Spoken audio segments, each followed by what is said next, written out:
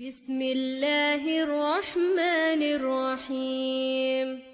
تبارك الذي بيده الملك وهو على كل شيء قدير، الذي خلق الموت والحياة ليبلوكم أيكم أحسن عملا، وهو العزيز الغفور.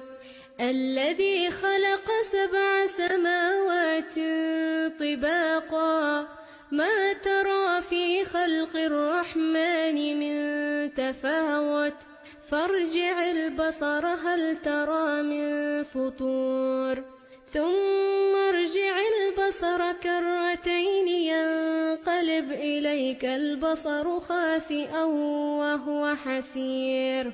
ولقد زينا السماء الدنيا بمصابيح